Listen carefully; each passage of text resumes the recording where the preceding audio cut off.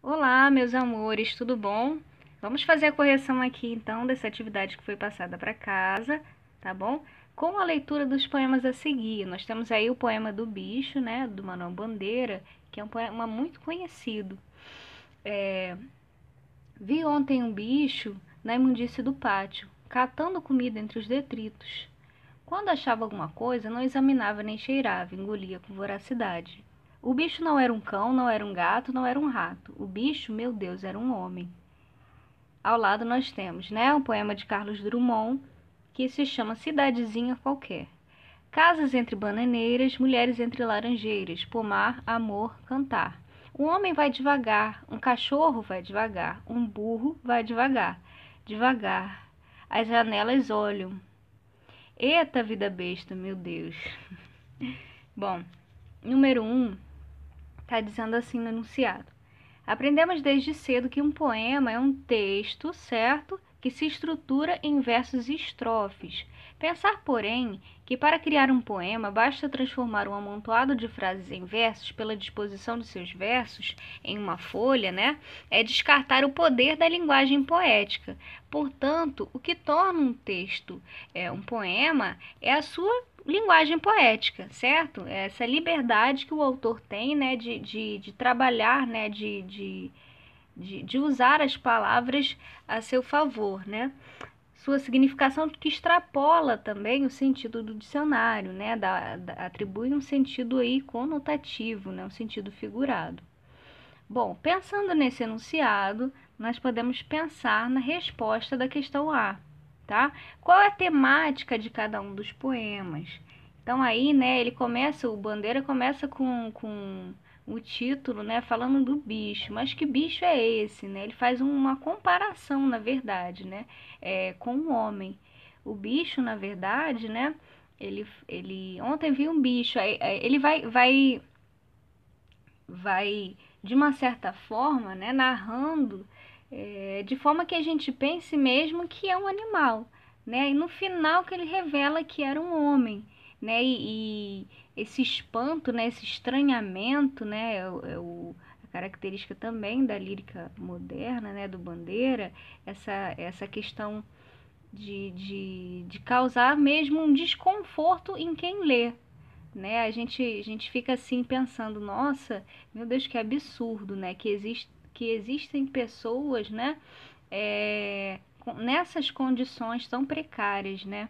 Nessas condições de que a pessoa tem que catar, né, comida no lixo, né? Como se fosse um animal mesmo, né? Então a temática abordada aí é mais a temática da desigualdade, né? Da desvalorização do ser humano, né? Da desigualdade social que acarreta nessa questão da mendicância, né? Nessa questão da pobreza, né? E é uma realidade muito dura, sobretudo no Brasil, né? Se a gente for considerar, né, essa questão, né, da desigualdade social, né? No Brasil a gente tem, não precisa nem ir muito longe para a gente ver esses contextos, né? Bom, ao lado, né, nós temos a cidadezinha qualquer. E aí ele usa elementos, né, o Carlos Drummond, né? Ele utiliza elementos, né, bananeiras, laranjeiras, pomar. Então, utiliza elementos relativos a uma vida no campo, né? Uma temática aí bucólica, né? Dá para perceber que cidadezinha qualquer, né? Ele vai traçando um imaginário aí, né? Na verdade, como é que nós podemos dizer, né? Um local do campo, né? Uma vida bucólica, né? E tanto é que as coisas passam devagar, né? O homem vai devagar, o cachorro vai devagar, o burro vai devagar, tudo, né? Nessa cidadezinha qualquer passa como se o tempo passasse devagar. Eita vida besta, meu Deus, né? As pessoas despreocupadas, né? As pessoas que têm normalmente as pessoas que moram no campo, né, moram afastadas da cidade, elas têm não é que elas não sejam preocupadas, né, porque a vida é um pouco mais, digamos, né, uma vida um pouco mais fora, né, desse compromisso, né, de tempo, de horário, de tudo, né? Bom, e engraçado, né, que nos dois últimos nos dois poemas há um diálogo que travado com Deus, né? Por esse vocativo aí, meu Deus, né?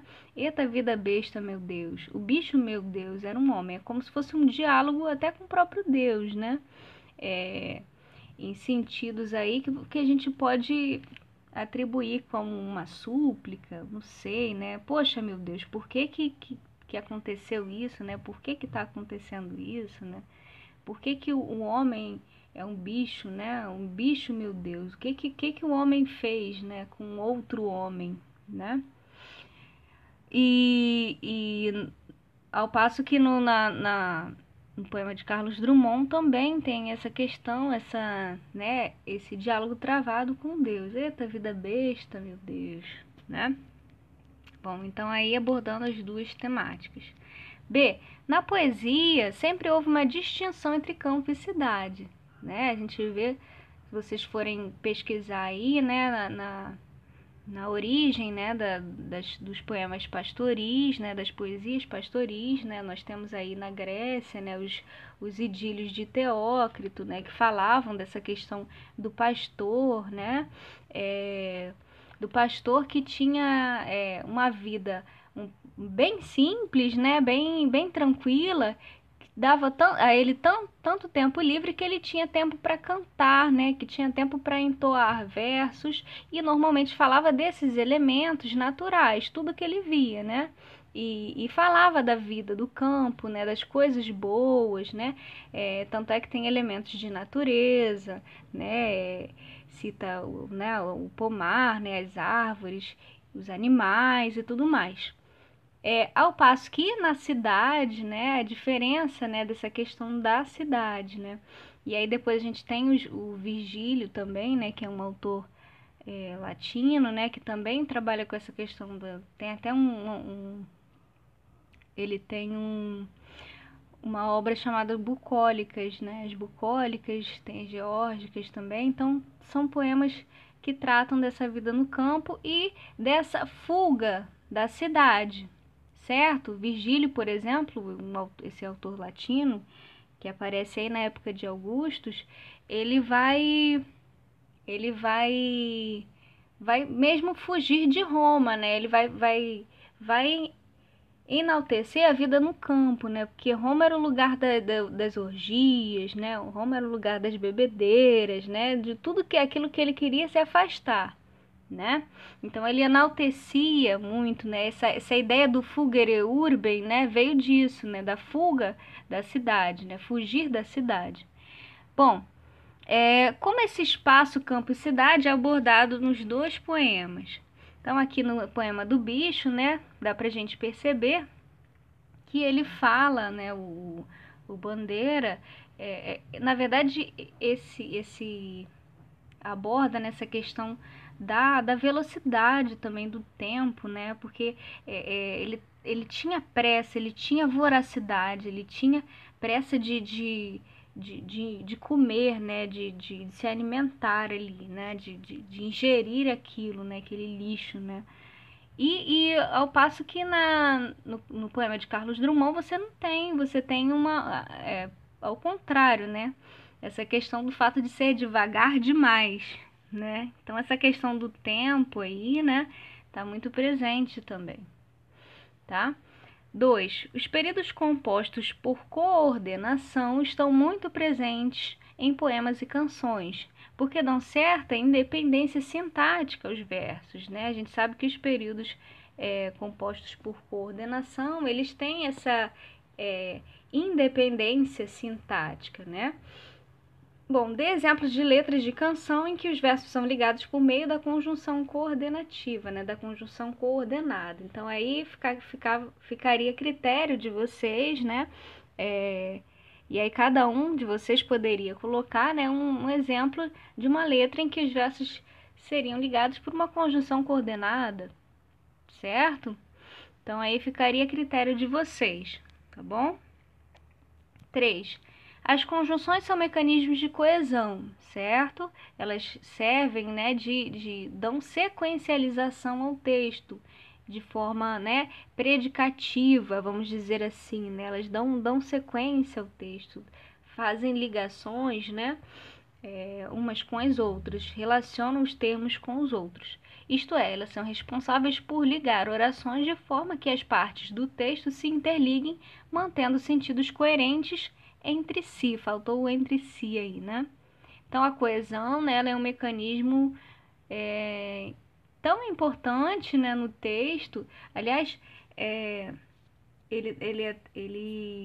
a falta, né, de coesão, dependendo da situação textual, pode até acarretar, a falta de coesão ou o erro de coesão acarreta, consequentemente, no erro de coerência, né? O texto fica sem sentido, né?